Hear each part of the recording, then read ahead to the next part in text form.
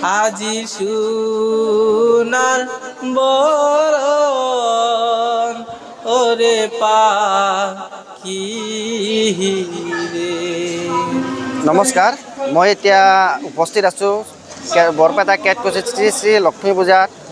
আৰু আজি আমি ৰাতি লক্ষ্মী পূজা চাব আহিছিলোঁ। চাব আহোঁতে কেইজনমান বিশেষ ব্যক্তিক লগ পালোঁ। এই বিশেষ ব্যক্তিকেইজন আপোনালোকক চিনাকি কৰাই দিম আৰু তেওঁলোকৰ জীৱন কাহিনী কি কি আপোনালোকক জনাম। হয়তো আপোনালোকে শুনিলেও আপোনাৰ চকুৰ পানী ওলাব। যি ব্যক্তিকেইজন আপোনালোকক দেখুৱাই দিছোঁ। ব্যক্তিকেইজন হৈছে, আপোনাৰ নামটো? মোৰ নামটো হৈছে ময়ূৰী। মোৰ ঘৰ হৈছে মুকলমত, ডিষ্ট্ৰিক্ট নলবাৰী। হয়, মই জীৱনৰ কাহিনী এতিয়া ঘৰৰ পাই এখেত হৈছে ময়ূৰী আৰু এখেতৰ পৰা আমি কিছু জীৱন কাহিনী আপোনালোকক জনাম। হয়তো আপোনালোকে শুনিলে আপোনাৰো চকু পানী ওলাব। হয়, মানে আপোনাৰ জীৱনত আটাইতকৈ দুখ লগা, আটাইতকৈ বেয়া লগা কথাটো কি?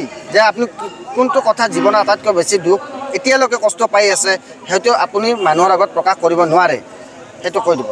এতিয়া দুখ নিজৰ ঘৰে পাই ওলাই দিছে, ঘৰত যাব নোৱাৰোঁ, গাঁৱৰ মানুহবিলাক মানিলে নাই, সেইটো কাৰণে দুখ লাগে। ঘৰৰ পৰা ওলাই আহিছোঁ, মা দেউতা ভাই ককাই চব এৰি পেলাই গুচি আহিছোঁ। মই আজিলৈকে দুখত পৰি আছোঁ। আহি পেলাই মই এটা ল'ৰাক ভাল পাইছিলোঁ। ল'ৰাটোক 10 বছৰ মোৰ লগত থাকিলে, থকাৰ পিছত মই মনত দুখ দি পেলাই আকৌ গুচি গ'ল। আজিৰ লগত মই দুখীৰ লগতে আছোঁ। আজিলৈকে মই দুখত আছোঁ।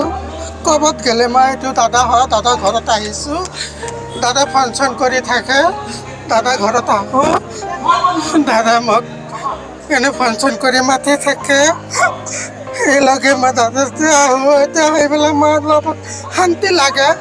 শান্তিৰ কাৰণে ইয়াত মই আহোঁ, ঘৰত নাযাওঁ। ল'ৰাটো দুখ দি গুচি গ'ল। হয়, মানে এখেতে ক'ব বিচাৰে যে আজি সৰুৰ পৰাই প্ৰায় কিমান বছৰৰ পৰা আপুনি ঘৰত নাই? মই আজি মোটামুটি 15-16 বছৰ হয় ঘৰত নাই। হয়, আজি 15-16 বছৰ ঘৰত নাই। ঘৰৰ পৰা এওঁক উলিয়াই দিছে, মানে এলাগী কৰি দিছে। কিহৰ কাৰণে এলাগী কৰি দিছে? মই হিজৰা বুলি, কিন্নাৰ বুলি। একাংশ মানুহে হিজৰা বুলি কয়, একাংশ মানুহে থাৰ্ড জেণ্ডাৰ বুলি কয়, একাংশই কিন্নৰ বুলি কয়। কিন্তু এখেতে থাৰ্ড জেণ্ডাৰ হয়, বাকী কেইজন নহয়। নহ'লেও সাধাৰণ মানুহৰ দৰে অংগী ভংগী যিখিনি আছে সেইখিনি মানে বিশেষকৈ বেলেগ, বহুতখিনি বেলেগ। যিহেতু তেওঁলোকৰ লগতে কথা বতৰা পাতিম, গতিকে এইৰ কাহিনীটো এইকেইজনতকৈ অলপ বেলেগ। হয়, আপুনি জীৱনত কাৰোবাৰ লগত প্ৰেম কৰিছিলনে?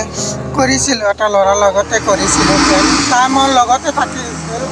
এতিয়া তাই মই হিজৰা বুলি মোক ঘিণ কৰি পেলাই মোৰ পৰা গুচি আহিছে। হয়, কিমান বছৰ তেওঁৰ লগত প্ৰেম কৰিছিল? 10 বছৰে মোৰ লগত আছিল। আপুনি যে প্ৰেম কৰিছিল, তেখেতে জানিছিল নে?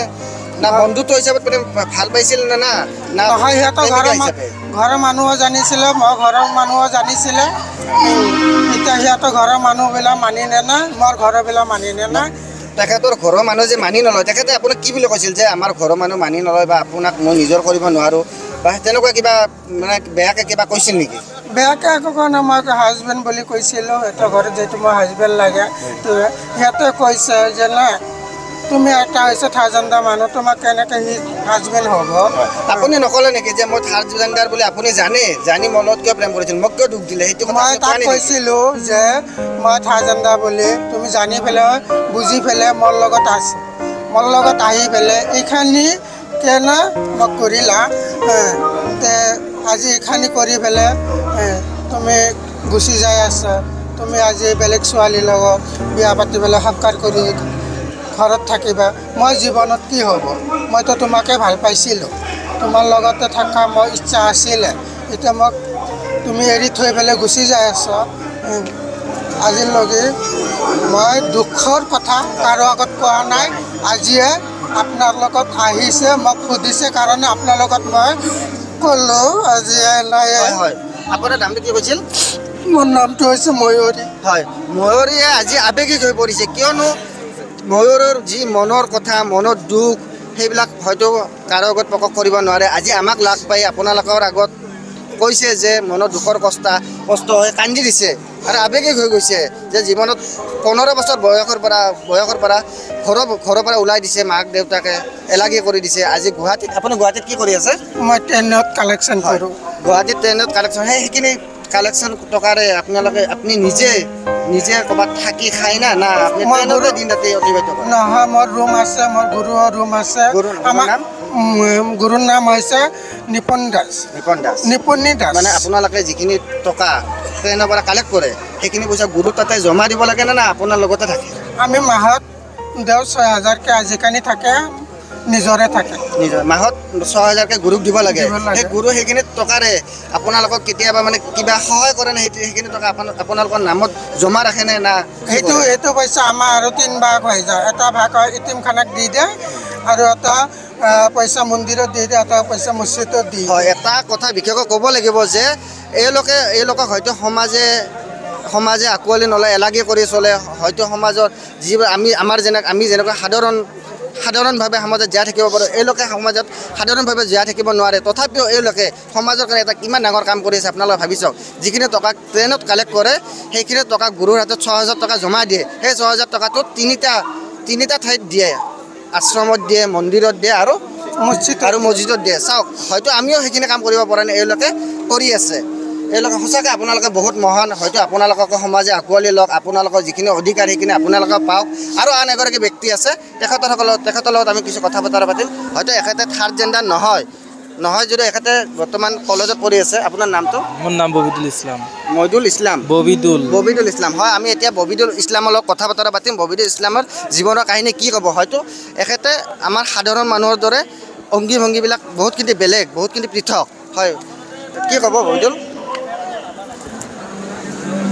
কি ক'ব মই কি ক'ম মোৰ জীৱনত এনেকুৱা কোনোবিলাক দুখ লগা ঘটনা নাই হয় আপুনি পঢ়ি আছে মই পঢ়ি আছোঁ মই ডিগ্ৰী ফাৰ্ষ্ট চেমত পঢ়ি আছোঁ হয় আপোনাৰ ঘৰত নকয় নেকি যে আপোনাৰ এনেকুৱা ড্ৰেছ পৰিধান কৰি নাই নকয় তাৰমানে মোৰ কিবা এটা অসুবিধা হৈছিল যিকোনো এটা অসুখ হৈছিল সেই অসুখ তাৰমানে মেডিকেলত লোৱা হৈছিল ডাক্তৰ দি চিকিৎসা কৰা হৈছিল চিকিৎসা কৰাৰ পিছতো তাৰমানে এইটো ভাল হোৱা নাছিল তাৰপিছত বেলেগ এটা বেজৰ ওচৰত লৈ তাৰমানে কিবা এটা কৰি তাৰমানে বস্তু এটা মোৰ লগত আহিছে সেইটো তাৰমানে ধৰা পেলোৱাৰ পিছত সেইটো বেজে আহি মোক কিবা থান পাতি দি আৰু মোক ভাল কৰিছে মানে আপুনি কিবা এটা ৰোগৰ কাৰণে এনেকুৱা হৈ গৈছে যে সাধাৰণ মানুহৰ দৰে নহয় বহুখিনি আপোনালোকে সাধাৰণ মানুহতকৈ বিশেষ বেলেগ সেইকাৰণে আপুনি কিবা এটা ৰোগৰ কাৰণে হৈছে হয় আপুনি ধৰি লওক মানুহে ভাবিব পাৰে মই বেলেগ মানুহৰ পৰা পৃথক আছোঁ আপুনি মানে একাংশই কয় থাৰ্ড জেণ্ডাৰ কিন্নৰ আপোনালোকৰ যিখিনি ভংগীমা দেখি সেইটো ভাবি লয় কিন্তু আপুনি সেইটো নহয় নাই মই আচলতে থাৰ্ড জেণ্ডাৰ নহয় মই কিন্তু আচলতে ল'ৰা মানুহ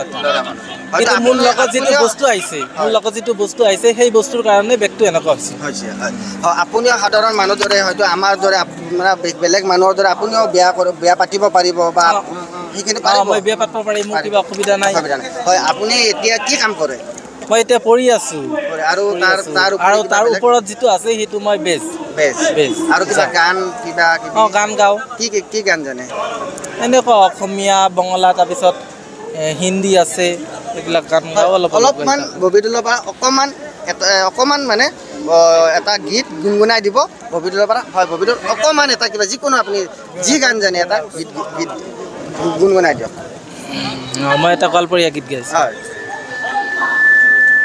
আজি সোণাৰ বৰণ ওৰে পাখি ৰে আজি সোণাৰ বৰণ ওৰে পাখি ৰে আজি সোণাৰ বৰণ ওৰে পাখি ৰে চাউল দিলো দাউলৰে দিলো ৰান্ধি বাঢ়ি খায় হৃদয় পালংকেৰ মাঝে শুয়া নিদ্ৰা যায় ৰে সোনাৰ বৰণ ওৰে পাখি ৰে ধন্যবাদ মই শেষৰ অন্তৰাখিনি গাইছোঁ ধন্যবাদ ববিৰলৈ অতি সুন্দৰকৈ এটা গীত গোৱালপৰীয়া গীত গাই শুনালে আপোনালোকক আৰু এনেকুৱা কৰি ইয়াৰে আটাইকেইজনৰে এটা এটি এটি জীৱন কাহিনী আছে আটাইকেইজনৰ লগত হয়তো কথা পাতিলে বহুত দেৰি হৈ যাব সময় নাই কিন্তু এইকেইজনে আপোনালোকক দেখিছে এইকেইজনে গোটেইকেইজনৰ এটা এটা জীৱন কাহিনী আছে এনেকুৱা কাহিনী যি কাহিনী আপোনালোকে হয়তো কেতিয়াও শুনা নাই কেতিয়াবা দেখা নাই হয়তো আপোনালোকে এনেকুৱা মানুহ এনেকুৱা হয়তো দেখিছে বহুত কিন্তু এওঁলোকৰ জীৱন কাহিনীটো বহুত পৃথক বেলেগতকৈ বহুত পৃথক সমাজে এওঁলোকক এলাগী কৰি চলায় সমাজৰ লগত একেলগে চলিব নোৱাৰে